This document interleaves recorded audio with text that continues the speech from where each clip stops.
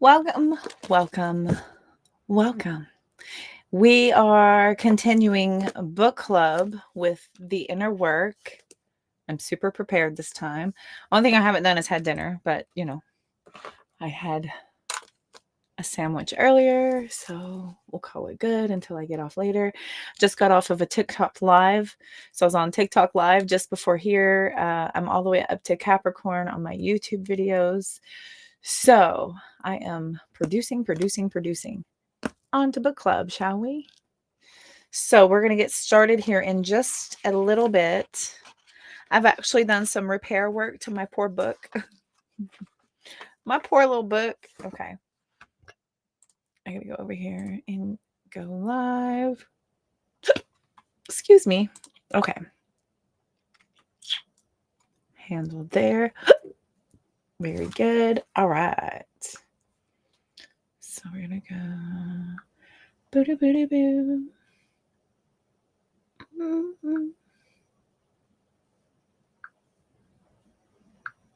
Go live.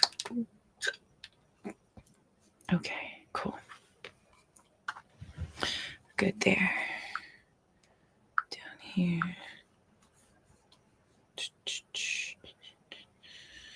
So this is supposed to start at 7:30.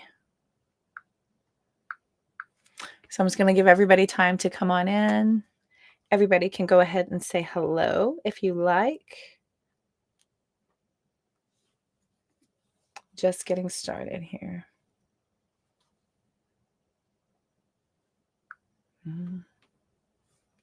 Interesting. Okay.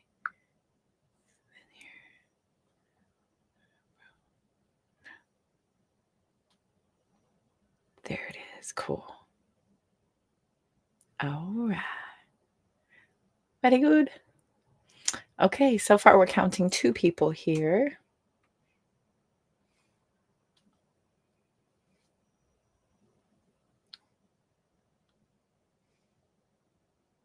Guess we'll do that. All right.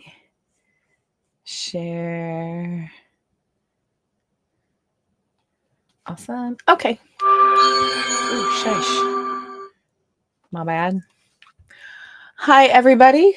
Hope you are all doing well. Curious who is wherever you all are. It's so good to see you. We're continuing on with the inner work, right? The work continues. It's an ongoing thing. It really is. So, that tracks. How accurate, right? Okay. Checking in over here. Super slow. Very good. Wonder.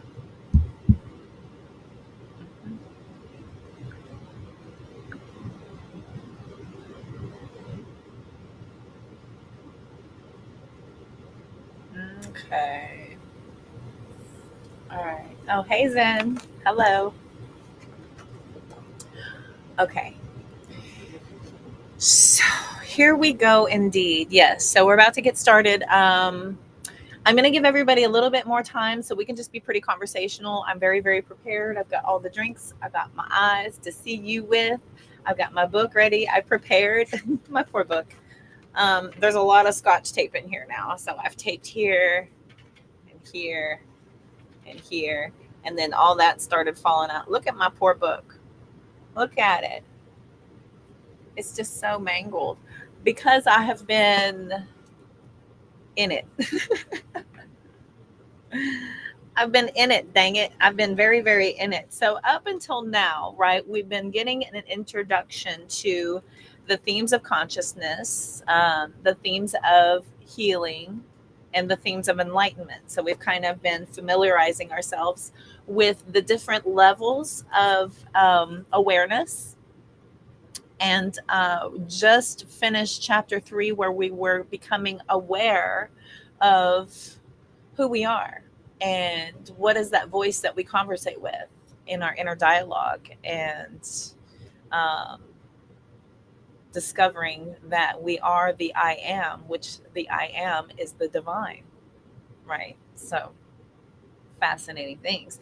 There is a self realization that's happening here. So they're setting you up to kind of establish your worth, to know your value, so that you can really look at these themes, these wounded themes of consciousness, with a more realistic kind of outlook versus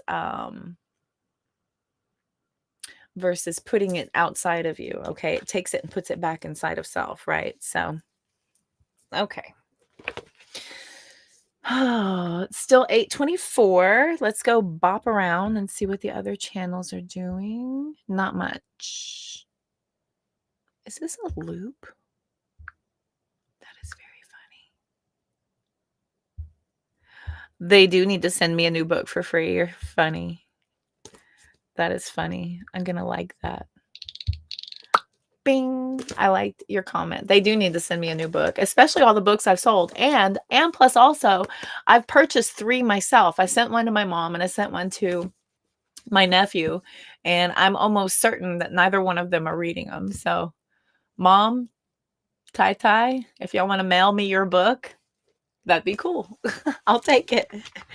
I do like how worn this one is, though, because it really does kind of show my dedication. There's freaking coffee stains on the trim here.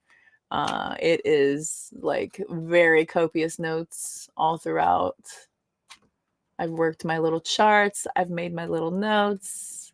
I've done my little exercises that I was asked to do. So, it's my personal workbook, but they didn't, it's the paperbacks, man. The paperbacks are, what are you going to do? It's a paperback. The hardcovers, it's a little bit more disappointing, I think. If that doesn't,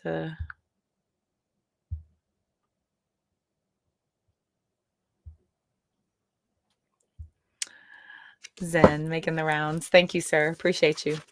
Okay, so here in about 4 minutes, I'm going to give everybody a little bit more time because I was going to start at 7:30. And if you people are anything like my family, then when I say I'm going to start on time, you're kind of giving me 15 minutes to 1 hour grace. That's the charm of me. Perpetually 15 minutes to an hour late. I try, but I was just on TikTok live for an hour and a half. So I did that. So I'm very, very ready.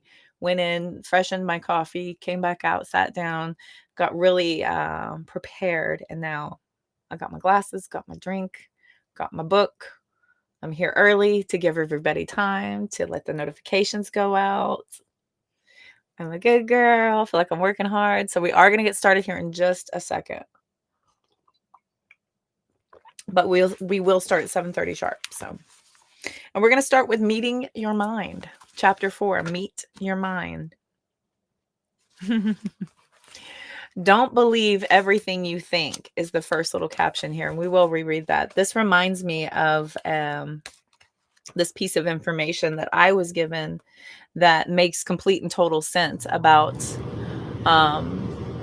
you would be surprised how many thoughts you have rolling around in your head that aren't even yours.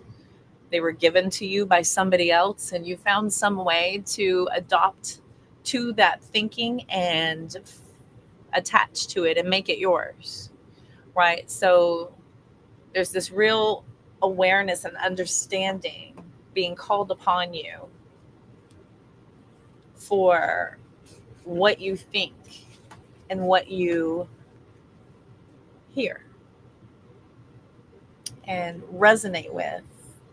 And the resonation is a feeling, right? It doesn't make it actual until you're invested in it and you start to find ways to make it so, and you start to believe it and you start to nurture it, and you find, you'll start to talk about it, you'll start to think about it, you will invest in it. It becomes yours. You adopted it. Interesting things there. Okay. All right. So that's interesting. I have to keep coming in and out of the chat.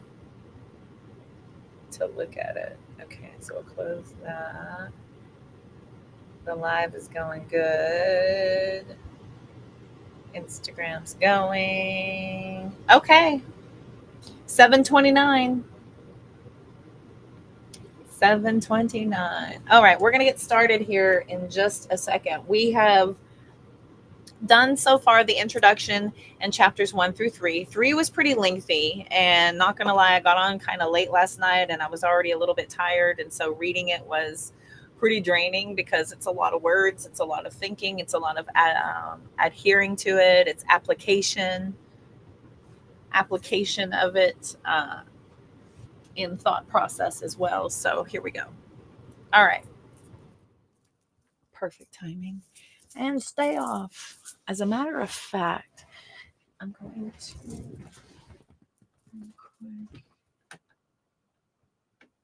yeah, I'm gonna kick that up. All right, we're gonna keep that. Okay, here we go. Whew. 4, meet your mind.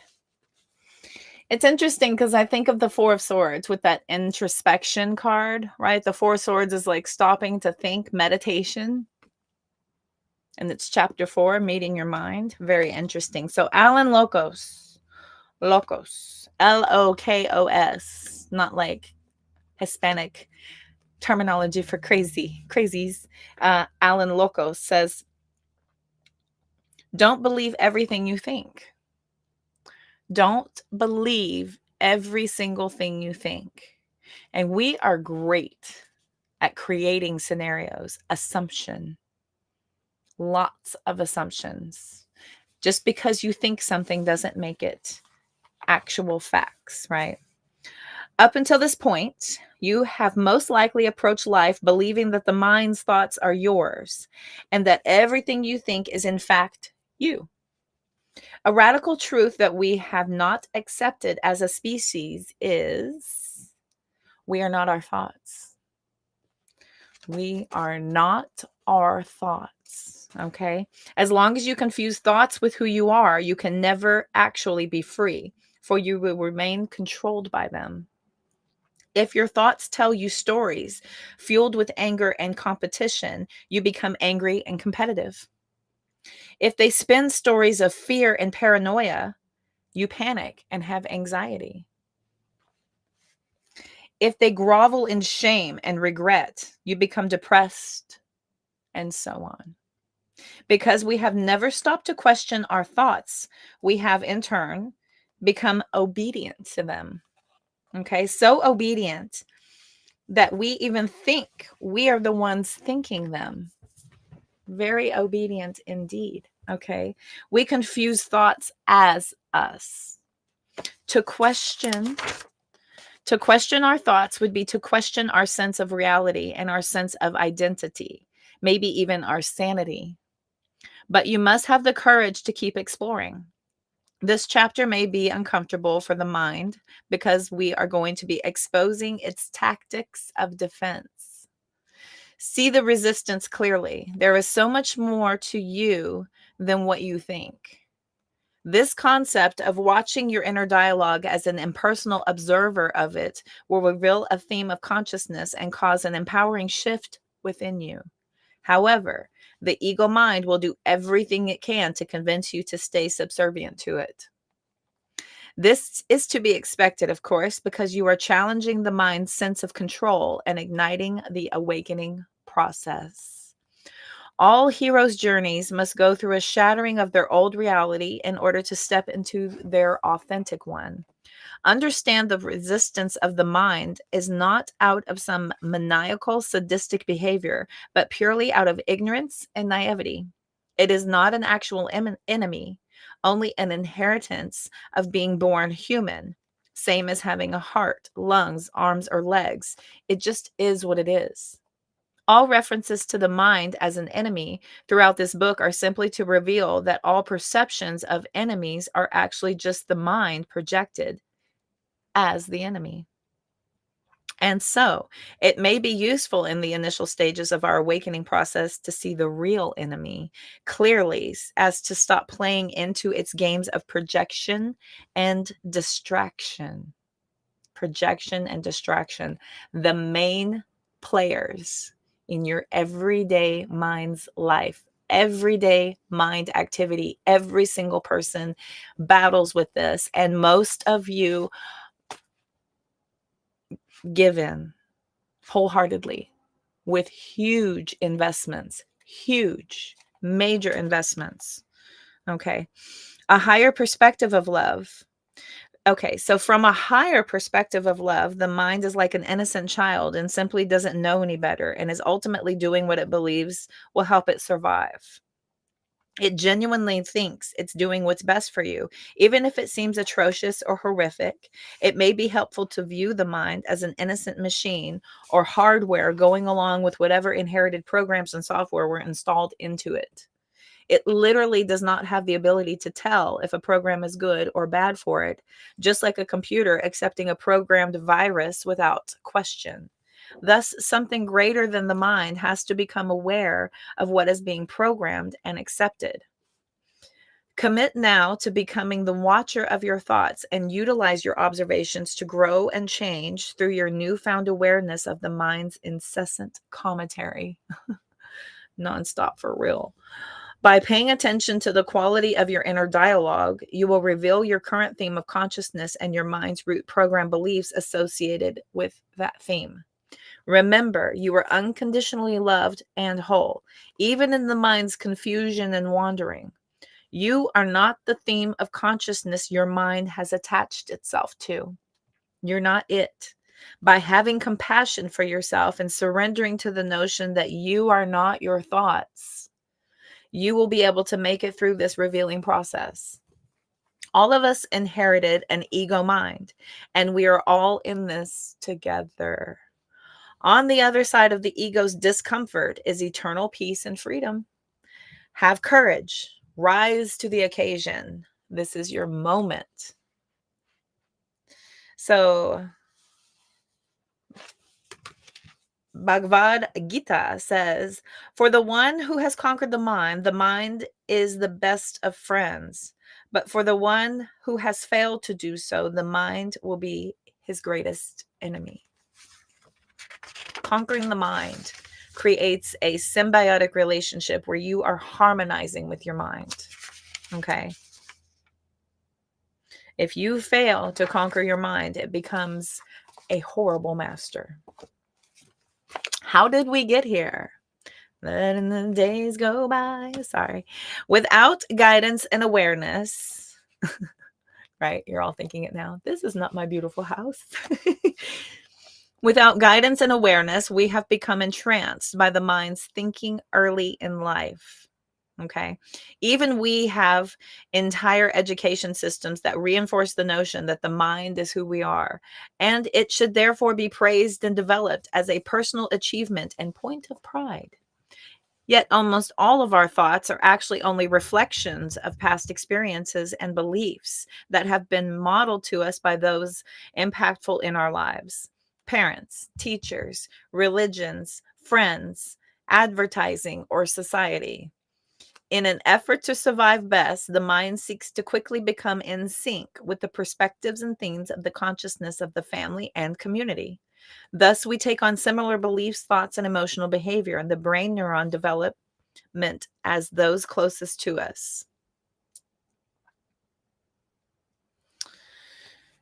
Yes, so your brain neuron development is adaptable to your surroundings and your consumption, right? We are what we think, we are what we eat, right? So this is more of the same.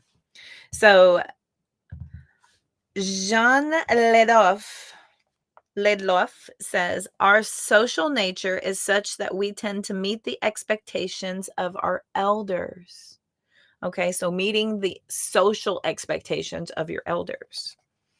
That's your social nature. It just comes naturally. It's actually reinforced over and over again, right? Respect your elders, have respect, right, for those that have come before you. I've heard it time and time again.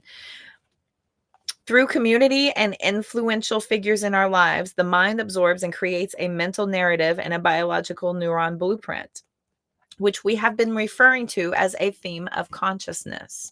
Emotional habits, perspectives, beliefs, thoughts, degrees of success, abusive tendencies, worldview, religious perspectives, self sabotaging behavior, quality of relationships, avoidances, attachments, neediness, insecurity, judgments, you name it.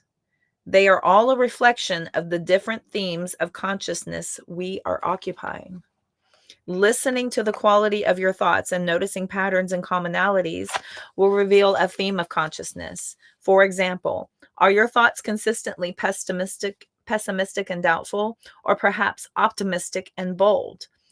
Through expectancy, we become entrained into certain themes of consciousness that then become our sense of reality, all without our conscious awareness. Even rebelling against our parents' or society's ways of thinking in order to prove our sovereignty is still yet another behavioral program inheritance. Without the original modeling, we would have nothing to rebel against in the first place. The question to be asking ourselves is, who would we be without any of these inheritances of programs? Who would we be if there was nothing to consume?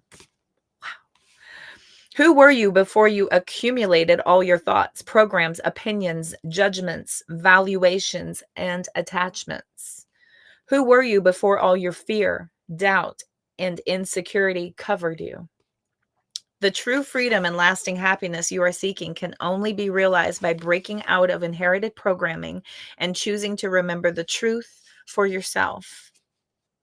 Carl Jung says, until you make the unconscious conscious, it will direct your life and you will call it fate. Until you make the unconscious conscious, it will direct your life and you will call it fate. Mm-mm-mm. Mm. Hi, lovelies. I'm just now seeing you. Hi, Anita. Hi, Deanna. Hi. Sorry. Okay. I just wanted to touch base and see if I was seeing everybody. So good to see you. Hi, Facebook. Hi, Instagram. Hi, YouTube. Still continuing. We're on chapter 4. Let's continue. Okay.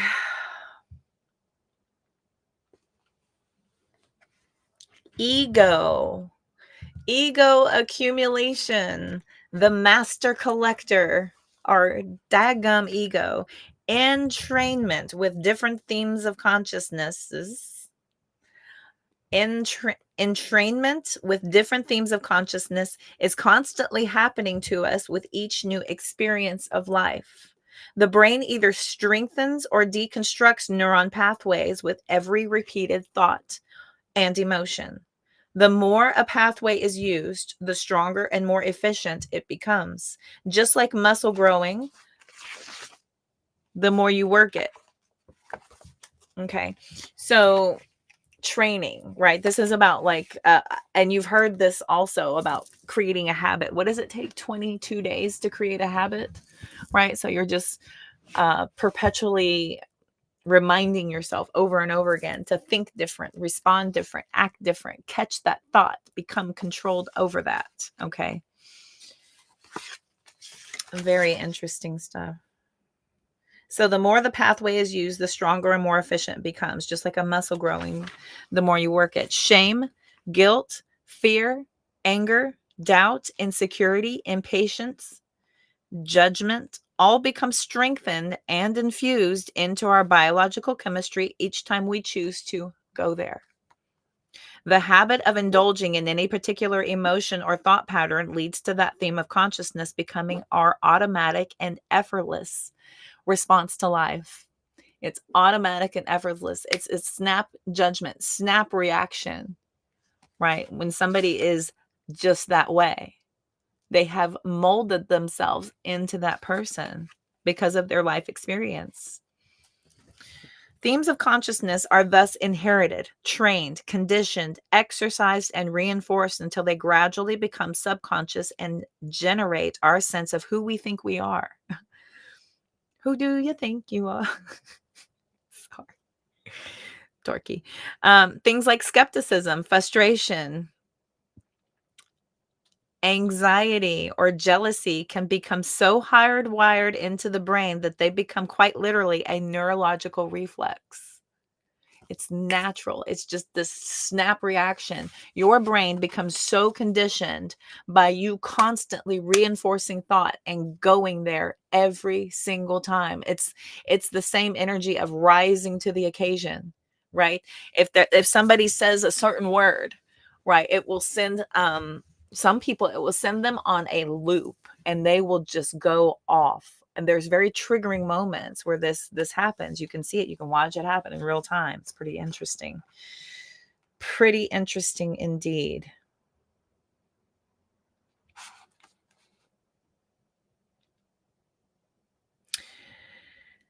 So when the brain looks for and find reasons and excuses to go there, it's receiving a chemical hit of the thought or emotion that it's so addicted to. The good news is that with each moment spent in states of gratitude, love, ease, and trust, the neuron connections for them get stronger as well. And the old pathways begin to weaken. Okay. So you can shift. It's just a matter of deprogramming and reprogramming, but it takes conscious effort. This is not like as easy as, plugging into the matrix or going into a few buttons, uninstalling and then uploading something new. It's not that easy, unfortunately. But, there are steps, there is knowledge, there's research, there's understanding, there's the methodology, there's the process, there's, the in, the out. So it can be done. It absolutely can be done. Thus, through the same process of expectancy and conscious awareness of which thoughts and emotions are allowing ourselves to indulge in, we can make happiness a natural, habitual response to our life, our original pure state. This is perfectly demonstrated in an old Cherokee folk tale. Once, a long time ago, an elder sat by the fire and taught his grandson about life. He said to the boy, "There's a fight going on inside all of us, a fight between two wolves. One is evil, angry, miserable, sad, resentful, prideful, and full of shame, guilt, and self-pity. The other is good. He is peaceful, happy, grateful, kind, benevolent, generous, truthful, optimistic, trusting, and compassionate." The boy thought about life for a moment and asked, "Which one will win?" To which the elder replied, "The one you feed." The question to continually ask ourselves is, which wolf are we feeding? After our mind has repeatedly been exposed to a specific way of thinking, it gets stuck in a self-perpetuating cycle. If a theme of consciousness is a positive nature, this will be helpful, but ones which bring suffering require uprooting. Inherited negative beliefs, perspectives, and thoughts that burrow into our subconscious continue to validate themselves through rationalization. And this rationalizing support and resisting accountability and change continues it. Okay. They keep us trapped in a suffering through defending the very beliefs, through perspectives and habits that make us feel powerless by placing blame outside of ourselves. Placing blame outside of ourselves. Right. So far, so too many and so too often there is this need to search for some reason to not have any responsibility, accountability, or focus on our own reaction, our own feelings. Remember, none of this is your actual true self. It is an example of how your limited ego self maintains control. By these layers of limitation and skewed perception, you are still absolutely innocent and a marvelous creation of perfection, baby. Avoiding discovery through blame. Okay, so avoiding discovery through blame. To avoid being discovered for what it is, the ego mind projects our problems as coming from outside of us in order to keep us distracted from the real root of our suffering, the ego's attachment to a wounded theme of consciousness. This is how it hides in plain sight. Julius Caesar, Et tu, Brute, says the greatest enemy will always hide in the last place you would ever look. Right inside. By keeping us focused on the external issues of our life and blaming something outside of ourselves, we never think that something within us could be the possible source of all of our problems. By believing that our anger, guilt, or sadness is created by other people or external situations, we help to strengthen that particular ego attachment and feed the neurochemical addiction. The mind is always thinking something or someone else is at fault, thus protecting itself from ever being discovered. However, the downside of this displacement is that in the process of defending itself, the mind accidentally makes us a victim by giving our power away to the external person, place, or circumstance it is blaming. Through committing to your inner work, you are peeling back the veil and seeing this human plight clearly. Mm.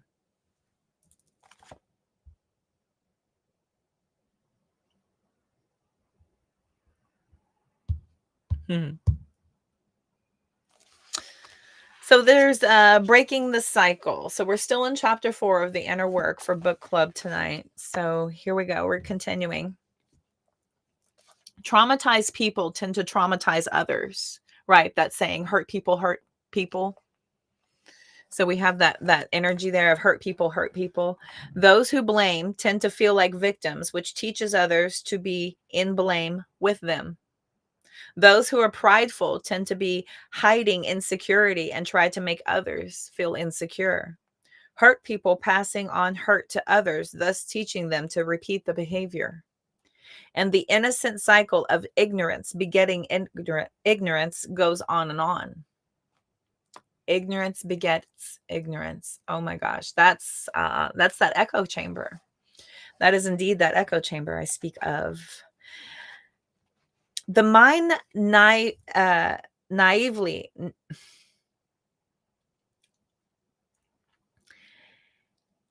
So the mind naively puts itself into a self-imposed prison of repeating cycles of suffering and confusion.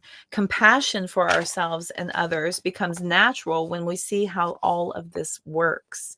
While these cycles go on rippling throughout humanity, we don't even know there is a choice to be anything different than what we are until now. Luckily, the ego's past programs and self sabotaging behaviors are just one perspective and view of life, not the one and only. There are infinite other perspectives, responses, emotions, and thoughts to choose from if we have the eyes to see them. It all starts with awareness. There is more to life than what we have previously thought, and we can radically change at any moment.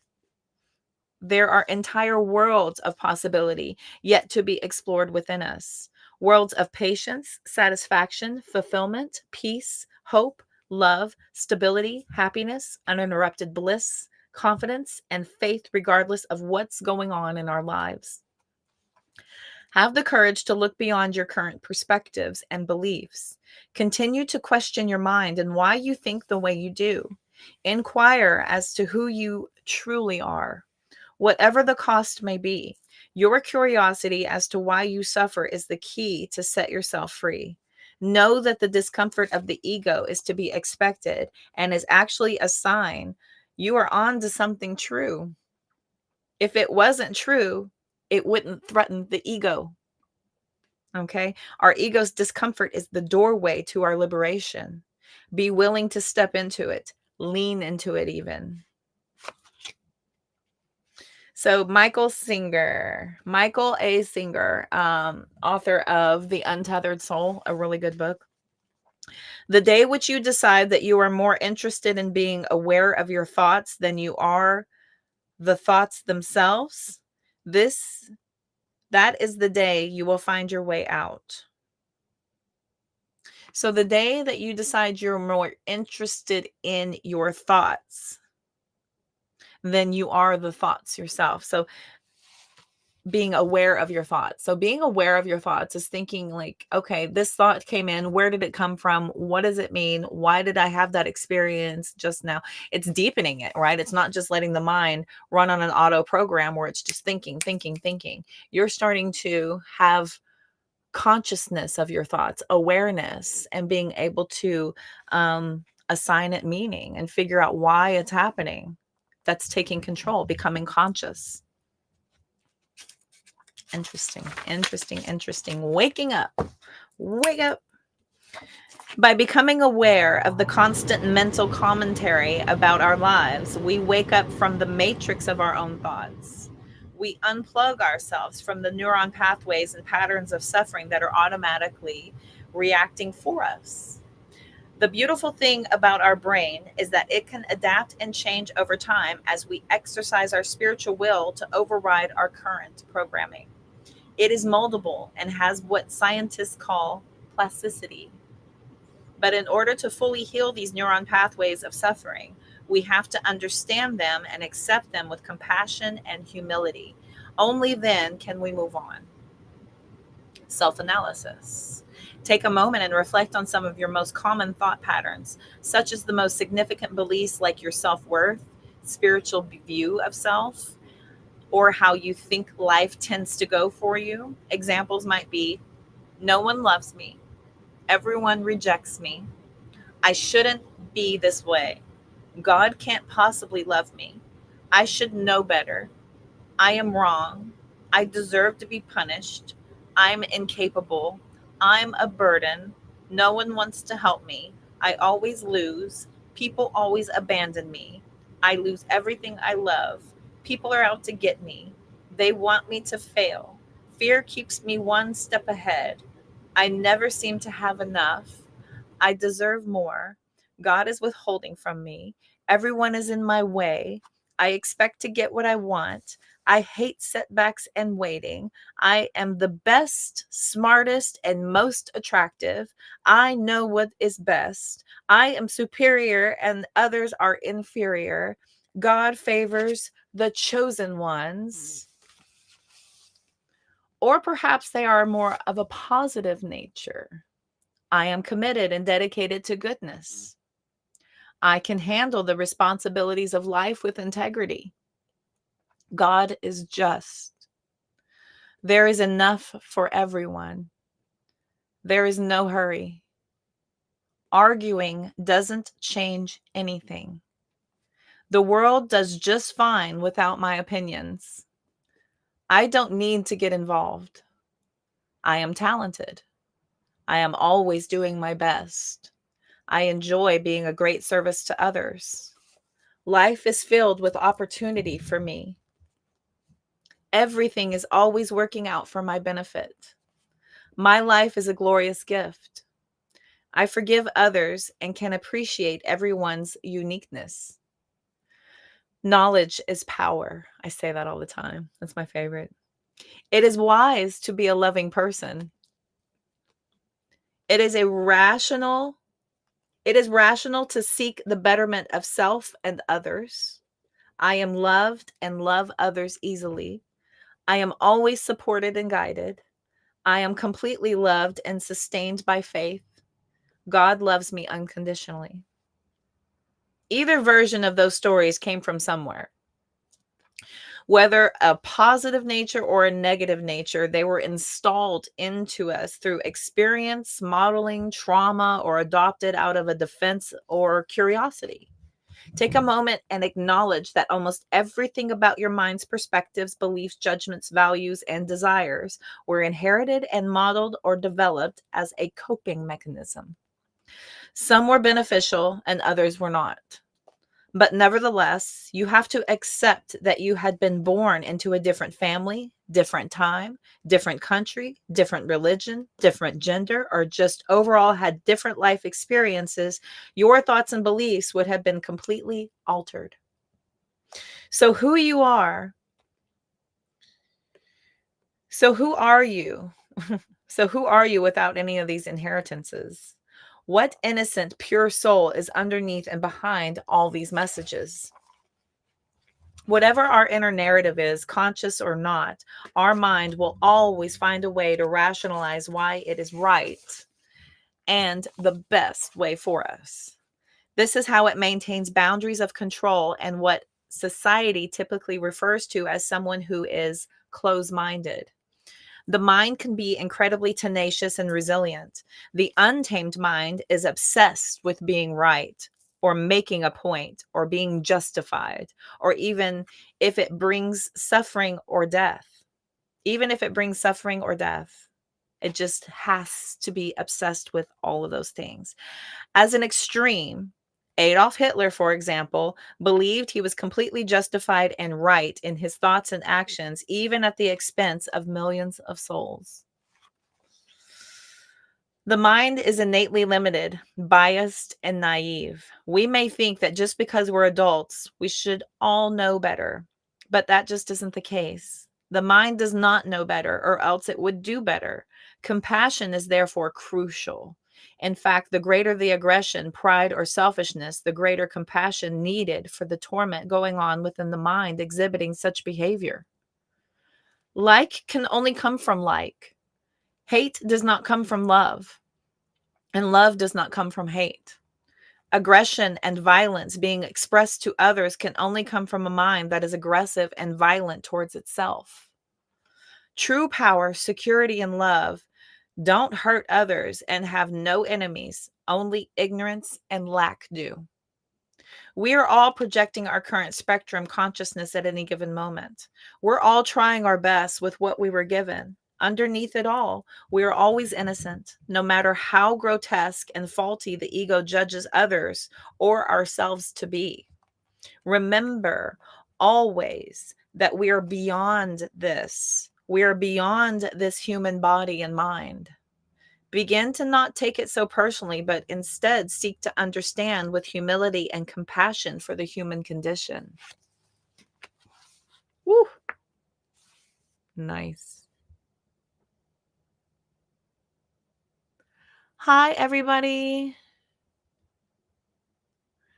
Emily, you started on Audible? Cool. Very awesome. I love that. Very good. Okay, tuning in over here. I think my book club's pretty light. Checking in.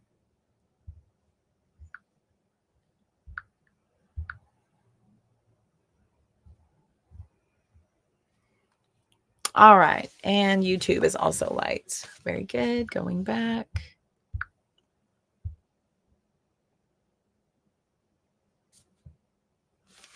Okay. So the mind as a computer, right? We talk about this often about deprogramming, reprogramming. It's basically waiting for input, right? You have to pour into it. From a more non-attached perspective, we can view the mind as an amazing machine or tool rather than an actual identity. The suffering in our lives has come from believing the mind's stories are what define us as me. When actually, just like the heart beating so that the body may continue on living, the mind only perceives, translates, and processes the external stimuli of life to help us best survive and to make sense of our external world. The mind can't know anything in its own right, though. The mind can only attempt to know about things. It's only a processor of information, just like a computer.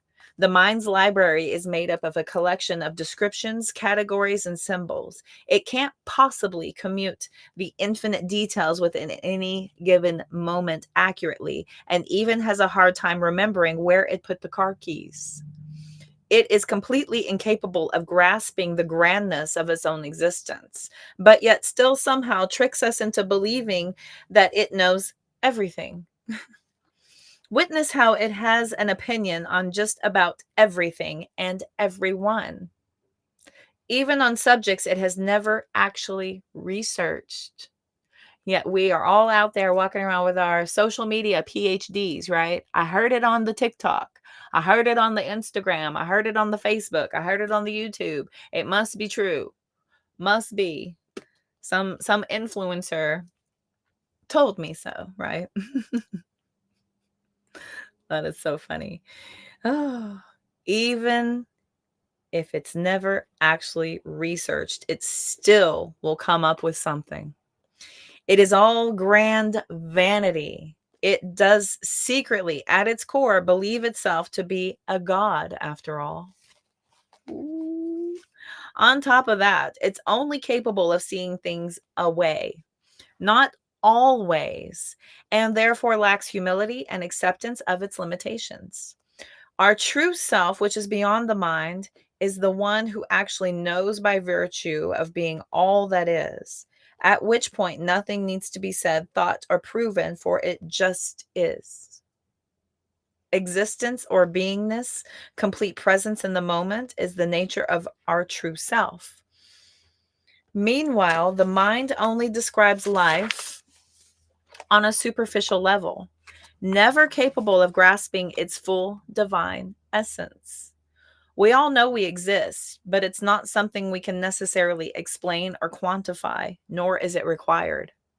Ironically, our fullness of potential is when we are the most humble, present, and don't have anything to prove. Socrates says, I know is that I know nothing. Socrates. What I know is that I know nothing. Interesting. Our ego, character, and the play of life. Okay. Our ego, character, and the play of life. Chapter 4 continues. Pause.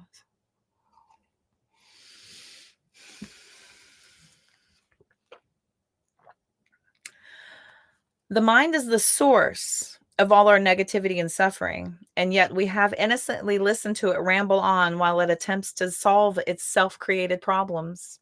The mind's agenda is to continue perpetuating its limiting narrative so it can remain the center of its universe. Its constant thinking helps it feel in control. In a sense, humanity's interactions are just a giant projection of our collective psyche. The great psychiatrist Carl Jung referred to it as the collective unconscious, in which we all play out roles and archetypes of characters in conjunct with the whole. Carl Jung says, the collective unconscious contains the whole spiritual heritage of mankind's evolution, born anew in the brain structure of every individual. Okay. The mind subconsciously puts itself in a dangerous or pressured situation so it can be the failure or hero. It wallows in suffering to be a martyr or pious.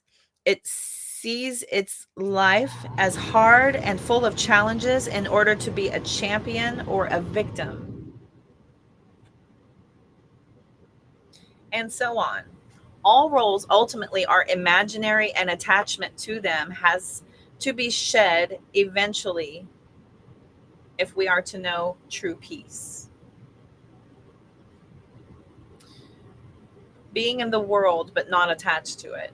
Okay, that's very important. The only thing we can really truly be attached to is our life's mission. That's it. Every single thing else is fleeting. There's no way you can attach to it because you can't have control over it. You can't predict it. You can't, there's no other outcome other than to just roll with it, other than your life's mission. Okay, that's the only thing we can ever truly really attach ourselves to. Okay, not even our identity, because that can change. We can change our personality. We can change a lot.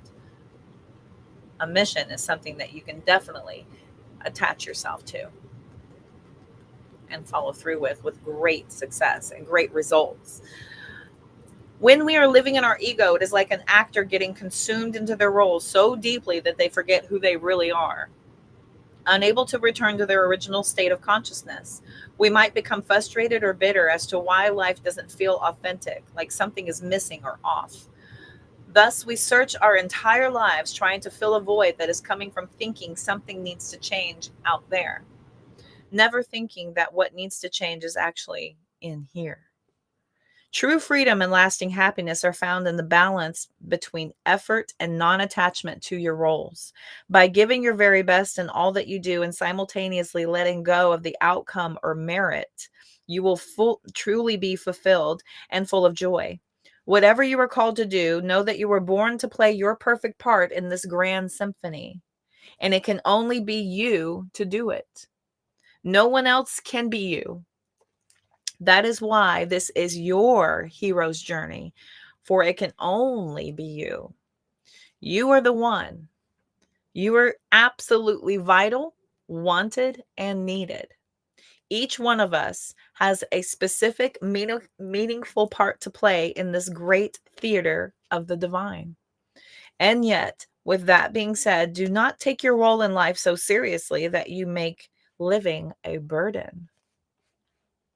Alan Watts says, they are enlightened who join in this play, knowing it as play.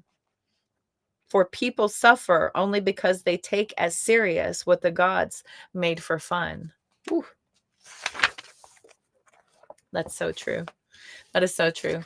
It's the equivalent to having a very expensive hobby. You're having a lot of fun doing it. Man, is it going to be a pain in the butt to do it, right? If we know the mind likes to play these characters, then we are in the world, but not of it. Not attached to the role as me, but rather something we are just playing at. Something we're witnessing arise and come forth as an expression of life. Life is not serious, but rather play. Only the ego takes things seriously due to the attachment to mindness. We can let the ego make life all about me and mine and therefore suffer, or we can surrender to the mystery with humility and find gratitude in all things, knowing always this too shall pass, the good and the bad. Mahatma Gandhi says, renounce and enjoy. That's almost the same. That's out there like, I rebuke you. It's kind of that same energy. That's funny. Funny stuff. All right, my darlings. Let's see here. Let's see if y'all are saying anything. That's actually the end of chapter 4. Let's see how long chapter 5 is. Do y'all want to keep going? Y'all want to stick a 4? Oh, chapter 5 is nothing. We're doing chapter 5. Deal with it, because I got it. I got fuel in the tank. It's only 8:11. Okay, chapter 5. Rolling right along. Shane. Hi, Shane. How are you? Good to see you, darling. Hi. I was over on TikTok for an hour and a half earlier. You missed it. Now doing book club. I might go back over there. It's good to see you. Hope you are doing well. How'd your test go?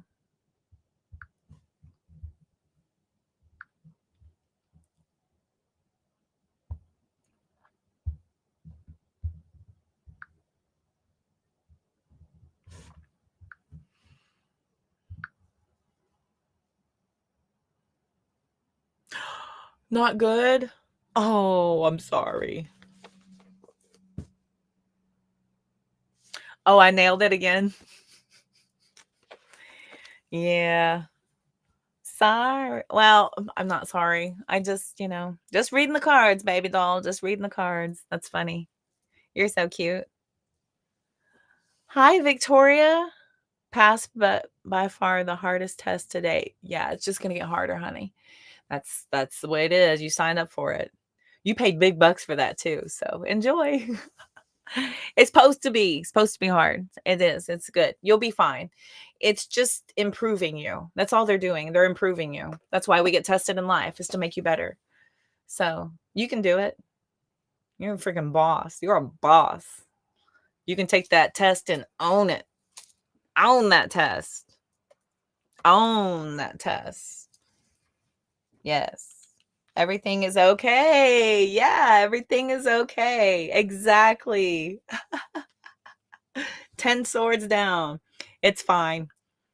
It was hard. I barely made it, but I got through by the skin of my teeth. You're so funny. Yeah, that 10 of swords is so funny. It's that 10 of swords, the extra from the Modern Witch deck. So cute. Funny. You're so funny, Shane. I love that. Okay. Sorry, Facebook and YouTube. I was talking to my Instagram group. I'm streaming on 3 platforms in one moment. So I'm bouncing around. If I see conversation, I will definitely get into it. Let's go. Zen, you're funny. Uh-huh. Okay. Facebook is silent. Very good. Okay, here we go. Let's roll along, shall we? So we're going to look at chapter 5. So we just looked at the mind, right? So we just looked at the mind. So we got to know the meeting of the mind. All right. So now we're doing the anatomy of thought and the beneficial use of the mind. Okay. So Albert Einstein, our good old buddy Einstein, everything is energy and that's all there is to it. Match the frequency of what reality you want, and you cannot help but get the reality. It can be no other way. This is not philosophy. This is physics. Matching the energy is going to produce the results, right? I always say this. It's a vibrational, energetic alignment. Whatever vibration you're putting out is what the results of your creation there. Okay. Sorry, I was hoping my little thing was here. It's not. We're going to make it. We're going to power through. Okay, here we go.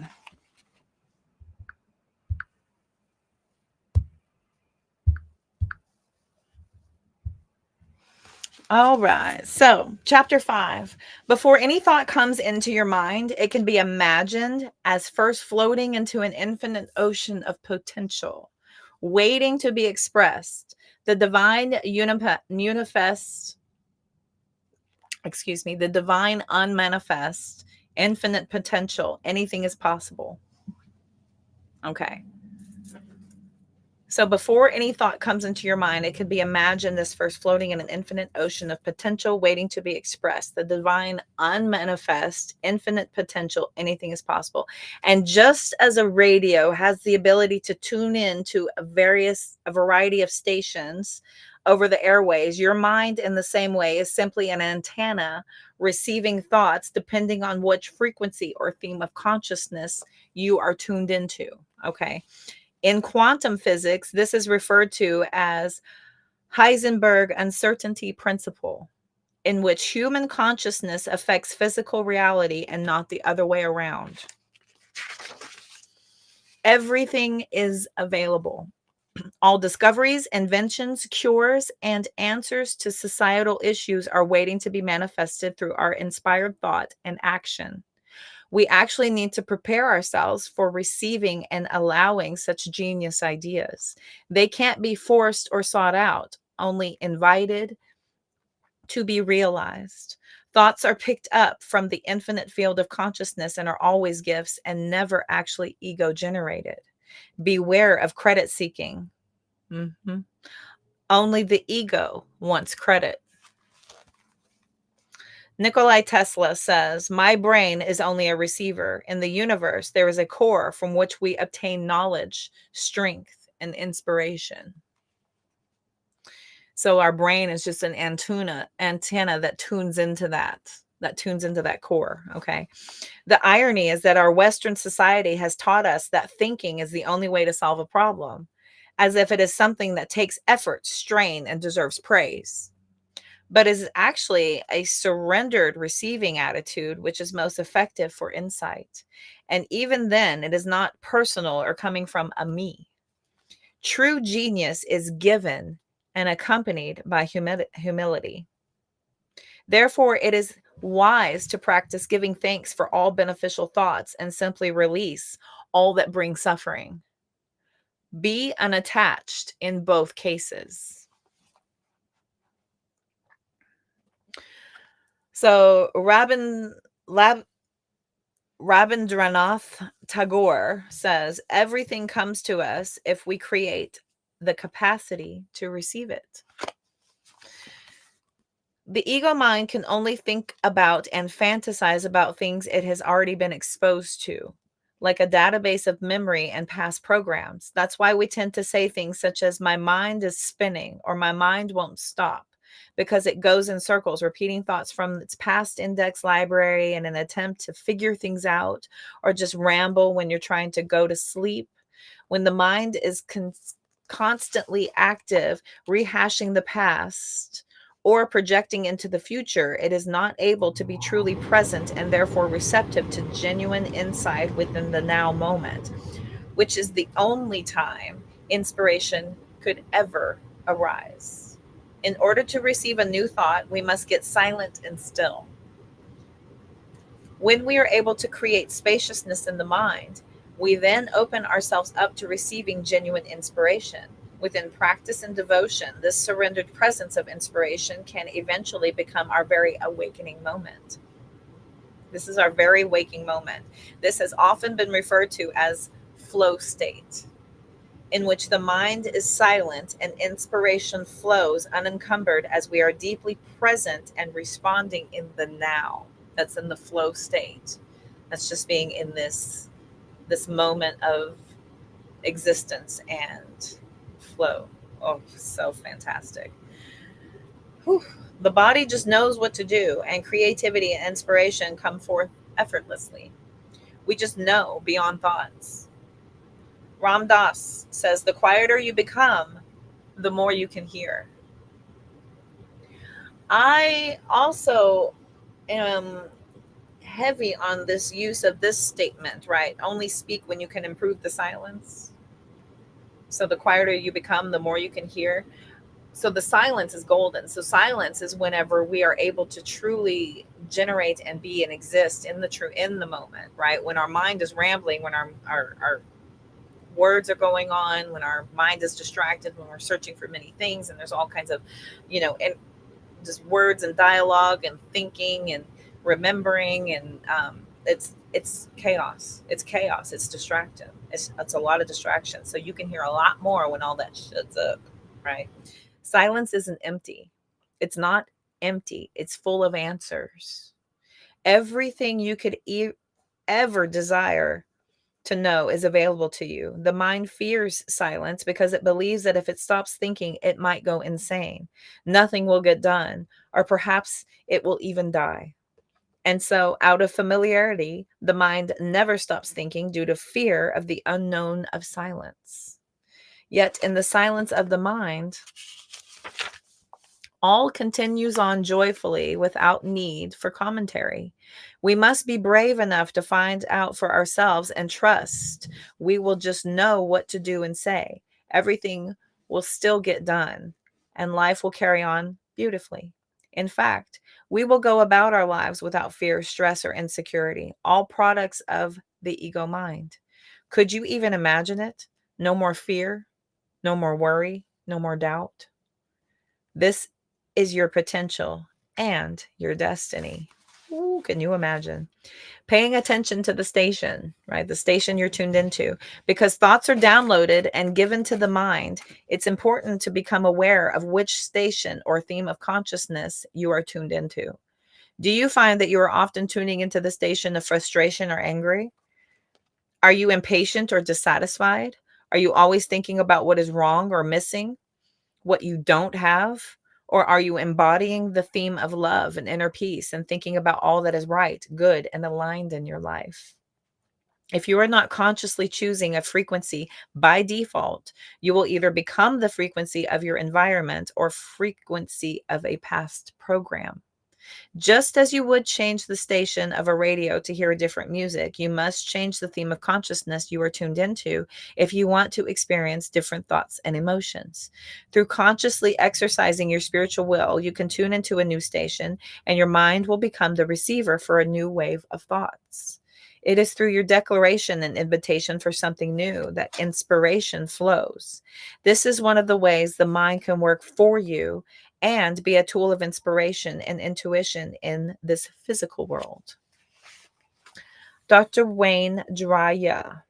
Put yourself in a positive frequency to think positive thoughts, and you will change your life. Hmm. I say this so many times. Y'all must get sick and tired of hearing this in my readings, vibrating from an energy of positivity to manifest better for yourselves, right? You want to create from a place of positivity, joy, optimism, and gratitude. I say this all the time. I am a broken record. I've done it from the other place, and you create more of the same. Your vibration creates what it is you're bringing in. You are the result of what you're experiencing, believe it or not. Viktor Frankl, a Holocaust survivor, an Austrian neurologist, and a psychiatrist, taught that in every moment there is space between the situation and how you're going to respond. You can either react unconsciously, repeating a past behavior, or you can respond consciously in a new way. Your reaction or response is the frequency you're choosing to align yourself with in that moment. Emotional states of your energy are the most obvious indicators of which themes of consciousness or frequency you have aligned with. Thoughts are what songs are playing on the radio. Therefore, thoughts are the mental commentary, perspectives, judgments, belief systems, past memories, future speculations that accompany the emotional state and serve to validate and reinforce it. By understanding the relationship between thoughts and emotions, we can use them as tools for greater self-awareness and take our power back to choose our destiny. Don't let your ego choose the station anymore. The first step to reclaiming your power to consciously respond is to develop awareness. That's the first step. You got to develop that awareness, becoming aware of the thought in the moment. The situation has occurred and you are reacting, becoming aware in that moment. It's as simple as that. And making that conscious effort to do differently. I say that also in my readings a lot about healing, right? This is about choosing differently based on your previous experiences to create different results. Getting off of the merry-go-round. Like my messages, my repeat the messages over and over and over and over and over and over and over and over. What do you think? That was 2 chapters. Pretty darn good. I started right on time. Did I do 2 chapters in an hour? Ew. Master reading here. I'm telling you, I am pretty good at this. So the next chapter is going to be chapter 6. We're going to look at presence and awareness of the observer. Okay. Presence and awareness of the observer. Presence is a state of inner spaciousness. Ooh. So moving on. So we're becoming familiar first before we start to dive into the attachment part of things, right? So we're discovering why the mind is, how the mind is, when the mind does, right? So there's this identification process beginning. So we're in that stage right now. Then we'll move into deepening the identifiers within that understanding that we're acquiring right now. Fun. I like learning. Hi, Carla. How are you? Good to see you. Welcome. I see you here. Oh, is live. Oh my gosh. Let me go back. Thank you, Michael, for the stars.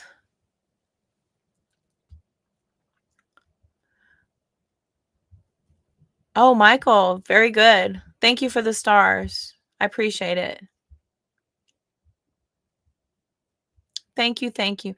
You're so I was right. Your husband's getting better. Yay. Yay. Yay, Michael. Yay, your husband's getting better. Oh, I love these affirmations.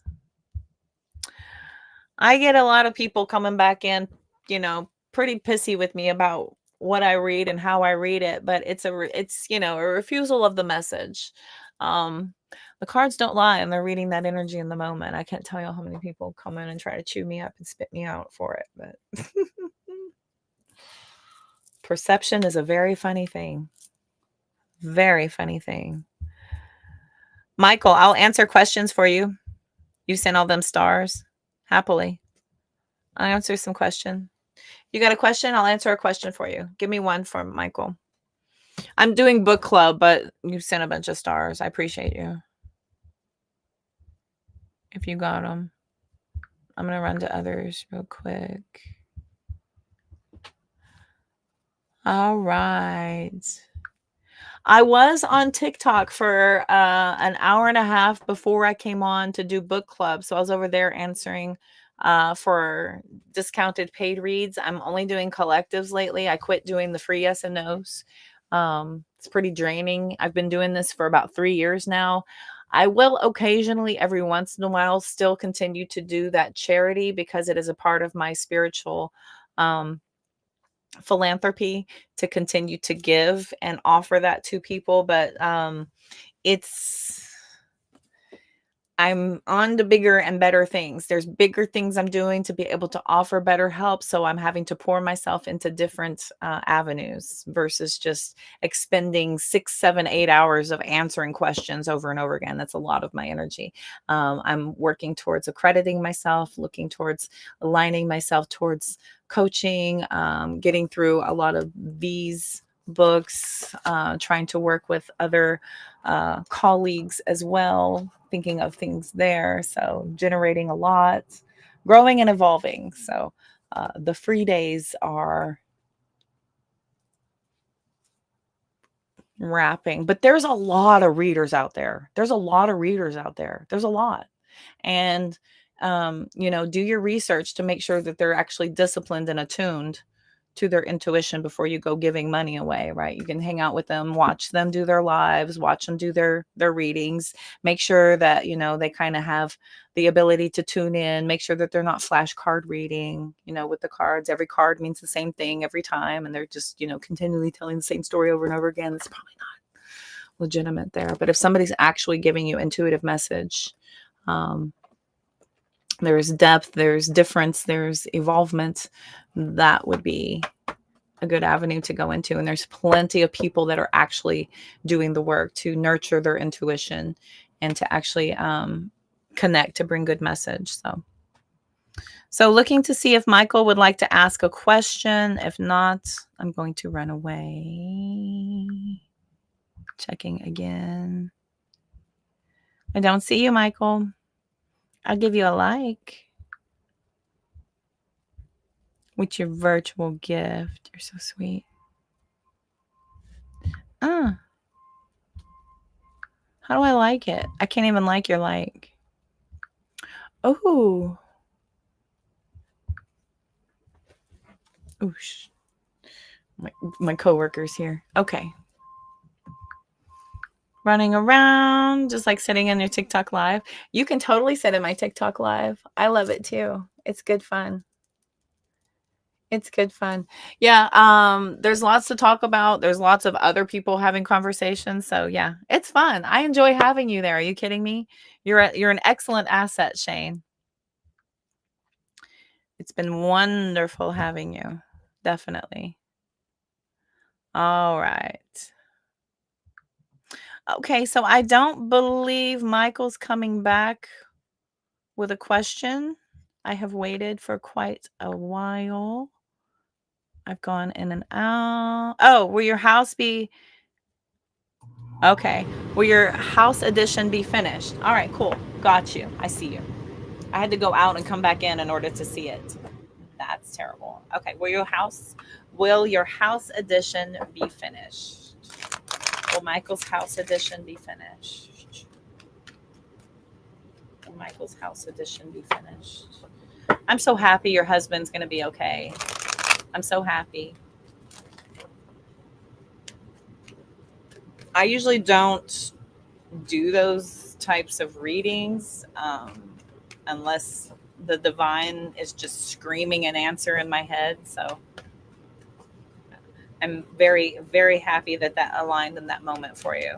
And plus also, you and I both, sending that manifested energy out was very helpful, right? We're all thinking and encouraging and creating that idea. So right? Your conscious thought creating results. Beautiful. Beautiful. Yes, Zen knows all about new home additions for sure. So, will your new home additions be finished? Look at all that action happening. Look at all that action happening quite quickly. There's a lot of progress. There's a lot of movement happening here. There's a lot of hard work and results paying off. Yeah, I do see you being very happy with being able to move in. So naturally, there's, the typical things going on where you're having to pivot, make shifts and adjustments, but absolutely everything's coming in for you. Looks really good. I think it's kind of like slow. It's kind of slow, but it's like slow towards the end. There's a lot of like quick things happening that push you into that ability to make some real progress, and then some big decisions happen, and then you have to continue to hang in there with your hope that everything's going to pan out, and then it does. Okay, so nice long story. I'll tell you what, it's like there's oh, I know what that is. Okay, so it looks good, everything's going great, and you're progressing along, and everything feels wonderful. And then there's some sort of like a shift or a pivot that you have to make, like something becomes unavailable, or there's something that's done that they have to kind of backtrack on a little bit and go back and take care of. But ultimately, you will come out on top. Okay, it'll be great. It'll be really great. Right? Totally. Oh, and the blood clots are gone? Wow. Wow. That's fantastic. I am so happy to hear that, Michael.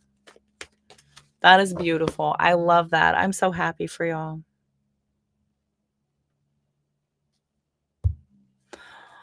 I'm so happy. I'm telling you. Have y'all done any shifts in your health as far as taking care of that? Has there been any diet shifts? Have y'all been talking about possibly getting more active after all this passes? Have y'all been trying to get more active? Y'all can do things in the home too. You can do things like wall lifts. You can wall stretch, wall yoga. There's super light yoga that you can do at home. Go for walks around the block, things like that. Get yourself built up to things. So, but definitely health food, herbs, herbology. I'm big into that. Basically look into like Eastern stuff to help you. Screw the Western methodologies. I would look Eastern. Okay. Go Eastern. Think Eastern. Herbs, acupuncture, yoga, meditation, things like that. Cool. I was right on everything. Eating right and walking. Yep. Walking. Yes. Perfect. Yeah. It's easing into it. Like y'all aren't going to go get a freaking gym membership and hire a trainer. That's not freaking happening. There's no way. I know that's the furthest thing from your thought process, but there are definite things you can do and shift. We do tend to get a little lazy and complacent, and we are one of the main countries that eats for pleasure and not for health. So it's about making some adjustments and finding things that are very good for you that y'all can tend to fall in love with. Okay. It's when I went plant-based, it was an adjustment. But then when I started trying things I've never tried before, I think it broadened my palate, and it made me a more experienced cook. It made me smarter and more thoughtful about my ingredients. It was really helpful. And then when you're sitting there reading and studying all the labels, you're very aware of a lot of the horrible crap that we tend to put in our bodies all the time. So start researching there. It's pretty simple. It can be done as simply as, changing some diet and doing some walking and some stretches and things like that. Just getting yourself active again. Cool. Oh, totally holistic. Yes. Oh, yes, Zen is correct. Even how you think about your health, right? So, like I was saying, like we were all manifesting, we were all putting that positive thought. And that's a big thing about it too, right? Do you ever notice? Do you ever notice that? And this is how powerful the mind is. And this goes back to the inner work, right? It all starts with a thought that we generate and think of. But whenever you're starting to feel a little twinge of something coming on, you're like, oh no, I'm getting sick. I can feel it. I can feel it coming. And then you start to think about it, right? And then that sore throat gets more prominent. And then you start getting little snuffles. And then next thing you know, 6 hours later, you do not feel good. And then by the next day, you're full blown sick, right? I've done this where I've caught that and I have captured that. And I'm like, oh, here comes a sore throat. Now I'm going to go drink some hot water with some hot tea, put some agave in there. I'm going to nurture this and I'm going to take it easy on my throat today. And I'm going to start to correct this. And I'm thinking about that, right? I'm going to conquer this before it becomes a problem. And so it's all about, it starts with your mindset, man. It all starts with your mindset. And a lot of people are um, very naturally drawn to that victim state towards getting, that sort of that coddling and that feeling. Um, I've known I've known some people who have hypochondriac-ish type tendencies. I used to know people that at work, man, this lady that I used to work with, something was always wrong with her. Always wrong with this woman.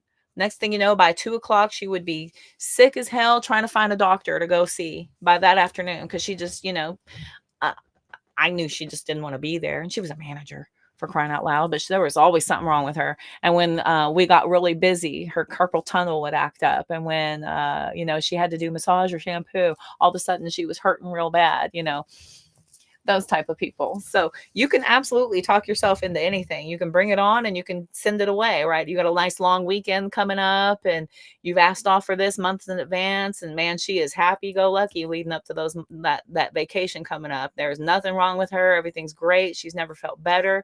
High vibes, everything coming up on back to school haircuts. She got sick as a dog. Her hands hurt, her head hurt. She had migraines caused by, her teeth grinding. Her boyfriend was snoring, keeping her awake. I mean, she had excuse after excuse after excuse after excuse after excuse. It's a mindset. It's all a mindset. So, yeah, the ones who walk again, it's a mindset. It's a belief. It all starts with a creation of a manifestation, the manifestation of the belief, and then running with it, running with it. God help us if y'all have an audience and you're out there feeding that thought, right? And I was talking about that with the book. Everybody now has the same crazy, wild, um, runaway thought. Yikes. Okay. Hypochondriacs for real, for real. Yeah, oh man, it's always something wrong with that woman. I was like, why don't you just retire? Why are you even cutting hair? It seems like you can't. Why are you here? Go home. Give me all your money.